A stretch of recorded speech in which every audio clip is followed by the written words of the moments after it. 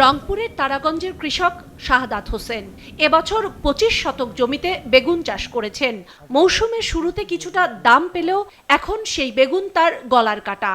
গাছের বেগুন নষ্ট হচ্ছে গাছেই, কারণ বেগুন তুলে বাজারে নেয়ার যে খরচ পড়ছে তাতে পর্তায় পোষাচ্ছে না কৃষকের। বাইগুন সিঁড়ি পয়সা ঔষধে হয় না, আর এলে কী করি, আর আড়ত ভাড়া দেয় আর কি, বেগুন ভ্যান ভাড়া দেয় কি, এই জন্য এখন আসি চুপ করে দেখি।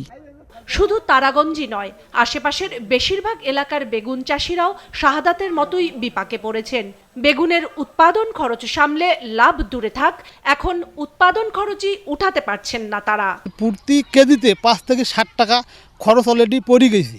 আমরা প্রতি কেজিতে ২ থেকে ৩ টাকা এমনি কিছু লস খাচ্ছি, এবং আমরা বেগুন দাম না থাকার কারণে আমরা বেগুন তুলতে আসতেছি না। কৃষক লস খাইতেছে দেখি আমরা বেগুনের উপর একদম রুচিটা বন্ধ হয়ে গেছে।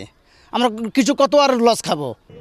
এই কৃষকদের ক্ষেত থেকে মাত্র আধা ঘন্টা দূরত্বে তারাগঞ্জ বাজার, সেখানে বেগুন বিক্রি হচ্ছে ১০ থেকে ১২ টাকায়। আর ২০ কিলোমিটার দূরে রংপুর সদরের বাজারে ক্রেতারা বেগুন কিনছেন ২০ থেকে ৩০ টাকা কেজি দরে। ক্ষেত থেকে কিনে নিয়ে এখানে বাজার মাল কম দামে দেয় না, তাই সিন্ডিকেট করেছেন।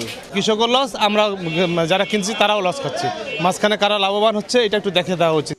তারাগঞ্জের ক্ষেতের ৩ টাকার সেই বেগুন ক্রেতাদের অনেকটাই নাগালের বাইরে চলে যাচ্ছে যখন ঢুকছে তা রাজধানী ঢাকার বাজারে। ওয়ালটন ফ্রিজ কিনে অনেকের মতো আপনিও হয়ে যেতে পারেন মিলেনিয়াল।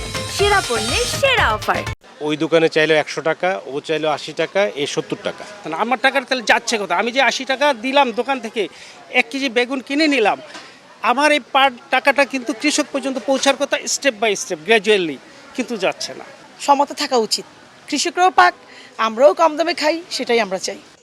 সিন্ডিকেটের অপতৎপরতার বাইরেও অতিরিক্ত পরিবহন খরচের কারণেও ঢাকার বাজার হারাচ্ছে উত্তরবঙ্গের কৃষকেরা, বলছেন পাইকারি ব্যবসায়ীরা। কৃষক লাভবান হচ্ছে কি হবে কিভাবে?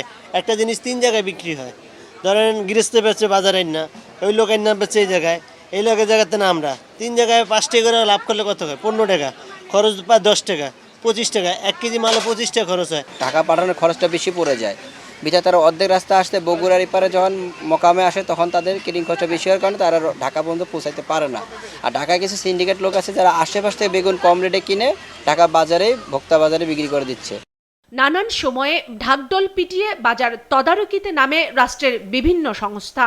তাৎক্ষণিকভাবে খুচরা দোকানদারদের আর্থিক জরিমানাও করা হয়, কিন্তু কৃষকের লোকসানের হাহাকার আর ভোক্তাদের পকেট কাটার ভয়াবহ চিত্রের কোনো পরিবর্তন হয় না কোনোভাবেই। বরাবরের মতো ধরাছোঁয়ার বাইরে থেকে যায় মধ্যস্বত্বভোগীরা।